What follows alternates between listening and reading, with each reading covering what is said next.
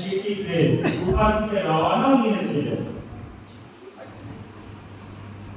আর যখন চতুর্থ জামাতে কিংবা তৃতীয় জামাতে দেখে আর কেউ নেই, একা একা কুফার গলিতে ঘুরতে ঘুরতে এক ছোট্ট পুকুরের সামনে দরজায় কোটে বসে গেল। এবং কিভাবে বসেছিলেন, এক বিদেশি যেভাবে বসে দুই হাঁটুর মাঝখানে এভাবে মাথা গুঁজে দিয়ে হযরতে মুসলিম অসহায় কাঁদছেন। সেই বাড়ি থেকে একজন মহিলা বাড়ি বলল, সেখান থেকে চলে যাও, কুফার অবস্থা ভালো না।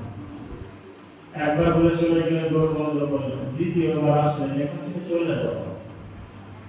তৃতীয়বার সে বললেন, বিদেশি, আমি অনুমতি দিচ্ছি না তোমাকে এখানে বসার, দিকে চলে যাও। হযরতে মুসলিম মাটির উপরে আমাকে হাত দিয়ে বললেন, ইয়া আলী মাদাদ। যে ইয়া আলী মাদাদের নাম শুনলো, যে বিবি দরওয়াজা বন্ধ করেছিল, সেই বিবি আবার দৌড়ে এসে সামনে আসলো। তুমি কার নাম নিয়েছো? বললাম, আমি মুর্শিদের নাম নিয়েছি, আমার মাওলার নাম নিয়েছি, আমার আকার নাম নিয়েছি। বললো, তাকে চেনো?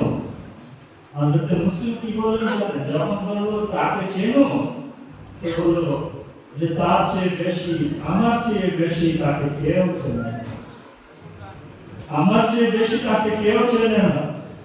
যখন বুঝলেন যে আকিলের সন্তান মুসলিম, তখন সেই বৃদ্ধা মহিলা নিজের আঁচল সেই পায়ের সামনে বিছিয়ে দিয়ে বলল, কে বলেছে তুই বিদেশি?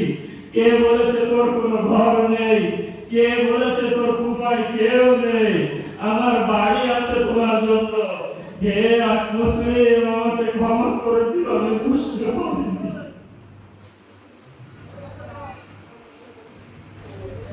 বাড়িতে নিয়ে গেলেন, অবস্থা দেখে হযরত মুসলিম কিছুক্ষণ থেকে বাড়ি থেকে বার হয়ে গেল। ধোকা দিয়ে একটা গর্তের ভিতরে ফেলে দিয়ে তাকে বেঁধে, হাতে পায়ে দড়ি বেঁধে, লেজে বেঁধে নিয়ে গেল দরবারে। যখন দরবারে কিছু আলোচনা হওয়ার পরে যখন রাজ দরবারে সেই বিল্ডিং এর ছাদের উপরে নিয়ে গেল, এরকম একটা মুহূর্তে ইমাম হুসাইনের দৃষ্টি সেখানে পড়লো। কুফার বাইরে থেকে একবার মুসলিমের সেই ছোট্ট মেয়েকে ডেকে মাথায় হাত বোলাচ্ছে এবং মাটি তুলে মাথায় বলে দিচ্ছে। এভাবে যখন হযরতে মুসলিমের কন্যা শুনতে পেল, একবার হুসাইনের দিকে ফিরে বলল, মাওলা, আমার বাবা কি আর পৃথিবীর বুকে নেই? বললো, কেন? বলো, যে অবস্থা আপনি আমার সঙ্গে করছেন, যখন আরব দেশে কোন ব্যক্তি মারা যায় তখন এভাবে এই ব্যবহার করা হয়। ইমাম হুসাইন বলল, হ্যাঁ, তোমার বাবার অবস্থা খুবই খারাপ। আবুল ফাজিল আব্বাস হুসাইনের সামনে বসে বললেন, মাওলা, আমি কি শুনছি? বাবা, অনুমতি দাও, কুফা একদিকে থাকবে আর আমি একদিকে থাকবো।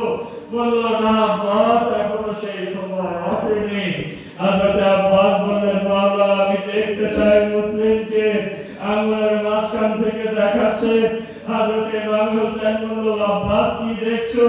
বলল, দুশমন, আর দুশমনের তলোয়ারের নিচে মুসলিমের মাথা।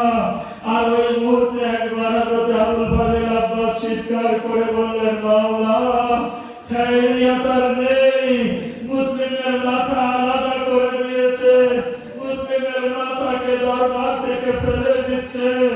একবার হযরত আবুল ফাজিল আব্বাসকে বলল, মাওলা আব্বাস, আর একবার ভালো করে দেখো। একবার হযরত আবুল ফাজিল আব্বাস দেখছেন যে সেই বিল্ডিং এর তলায় কোন এক বিবি বোরকা পরে বসে আছে আর নিচের দুই আঁচল দিয়ে হাত দিয়ে উপর করে বলছে, আয় মুসলিম, আমার কোলে আয়। এ মুসলিম, আমি জান্নাতুল বাকি ছেড়ে দিয়েছি, আয়, তোর জন্য অপেক্ষা করছি। আব্বাস বললেন, মাওলা, কেউ বসে আছে?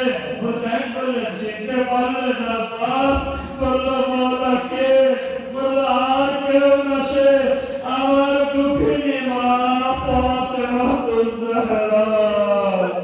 সে নিজের আঁচল পেতে আছে। ইন্না লিল্লাহি ওয়া ইন্না ইলাইহি রাজিউন। رضا بقضائه وتسليمه.